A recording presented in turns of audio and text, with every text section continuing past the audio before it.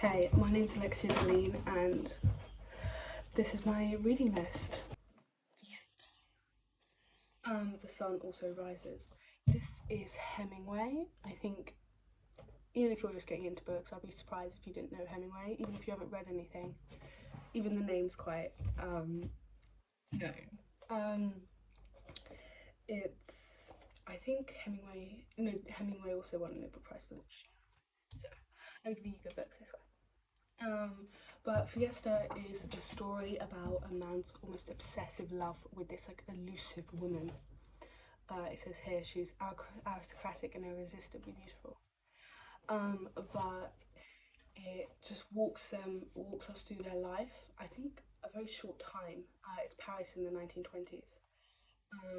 And it says his new passions, new jealousies, and he finally learns that he will never possess the woman he loves, who is Brett in this situation. I'm about halfway through this book. This is the first Hemingway book that I've read. I have one coming later. This is the first Hemingway book that I've read. Amazing book so far. I'll let you know how it goes. The Hemingway's writing is very kind of to the point. Because many novelists, as I said earlier, really get into like the nitty-gritty details, where he sort of keeps it very fast, like very storyline moving. Yeah. And the cover, it's just incredible. I'm such a lover of the cover. It's actually the reason it caught my eye in the first place, because when you see that out of all the other books, that's one you should go to. Do I judge a book by its cover? A little bit. The next one we have is the famous Patti Smith. I have read her book Just Kids, which I think many people have. It's considered a very iconic book, but this one is another, as you can see the style is very similar, called M Train.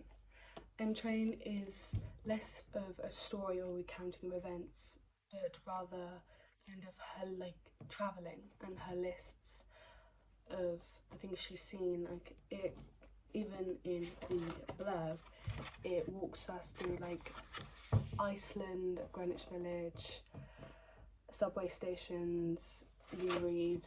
It's obviously, I know Lou Reed is an artist, not a place, but you get my drift. I recently bought this because Just Kids, and I will let you know how this one goes. I would very much recommend it, as many other people would. Patti Smith's writing is incredible. Yeah. Betty Blue, one of the greatest covers ever made. Betty Blue actually found its acclaim in its film adaptation, which is, it's in French, unfortunately. So if you guys want to read that, watch that, you'll have to get subtitles. But I watched the film and I felt it was such a beautiful film. I definitely recommend to go watch the film if you haven't. And then because of that, obviously, I have chosen this book. It's quite good, according to everyone else. I haven't had the chance to read it yet, but I definitely will. It's as Carlo Ghibler. I don't know if I'm saying the name right. It's probably Italian, probably saying it wrong. Greek. And English, obviously. It's a brilliant, painful account of a doomed love affair. It's a fully fledged like lover's tragedy from like this writer and his lover. This writer, well, he's not technically a writer, he just drifts through life, and he writes his novels, but he's never gone far enough. He's never sent it to a publisher. He's never pursued the dream. It's sort of a personal passion, but his lover, Betty, finds it's always her personal mission to show his book to the world, and it's the film and the book is like about this like passion that they have for each other, but also the destruction that they cause each other through this passion. So yeah, I'm very, very excited to read this book. Even just me talking about it makes me excited.